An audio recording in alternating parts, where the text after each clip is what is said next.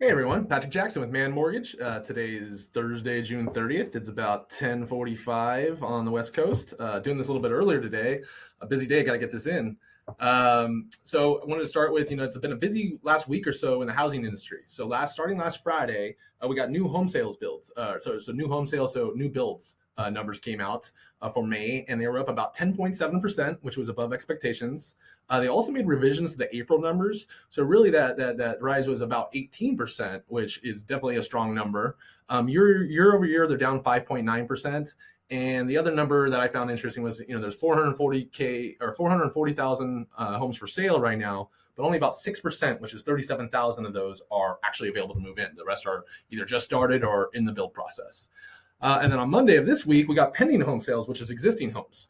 Those came out for May, and they were up about 0.7% for May, which was above the expectation of a 4% decline. So that's, again, another strong number. They're down about 13.6% year over year. But the report now covers most of the rate increase, my mortgage industry has seen. So, in some of these numbers in the past, like the rates hadn't gone all the way up yet. So now the rates, these main numbers, they covered most of the worst part of what we've experienced. So we can, we can look at these numbers a little more confidently as far as how accurate they are. So, with the high rates and high prices and the lack of inventory, these numbers, in that report really shows that we're in the middle of a strong purchase market.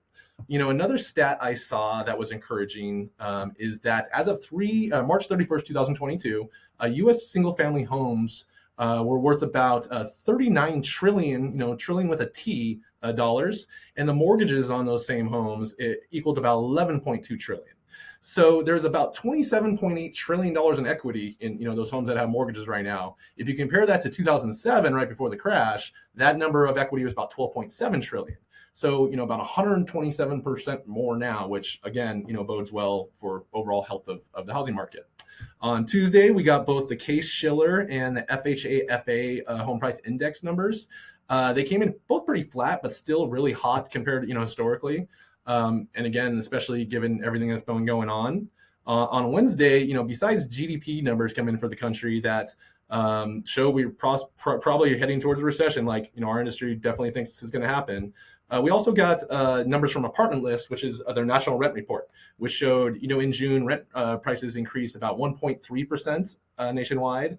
I believe the number was a little bit lower than that for renewals, but still rising. So as we've talked about, who wants to be a renter these days? And then today we got PCE inflation. So PCE inflation is the number that the Fed, that deals with a lot of this, financial stuff. This their favorite way of judging, what's going on in the country as far as inflation. So that number showed it was up about 0.6% in May, less than the 0.7% expected. And year over year, it's at 6.3%, but did not increase as expected. So, as I've explained to everybody on here and videos and all that the thing that affects our, mortgage rates and negatively is inflation. We don't like inflation. It's not the Fed raising their rate. That's a good thing because that fights inflation. So with that news today, where inflation numbers were down compared to what they expected, my mortgage-backed securities, the U.S. Treasury stuff, that's all down. The 10-year U.S. Treasury is down to about 2.98 currently, which is down from its high of mid-June, right before that rate increase, of 3.48. So again, as I've explained, inflation bad for rates. Raising that Fed rate fights inflation. That's good for our stuff.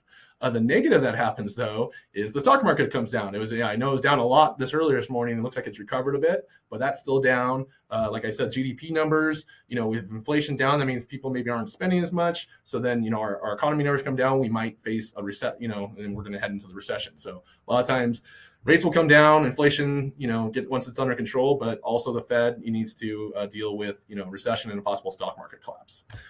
So that's all for today, everyone. Like I said, I wanted to, get this in here real quick. Keep in mind, the old adage I've heard a lot recently, I'm sure a lot of you have already heard this one, is, marry the house and date the rate.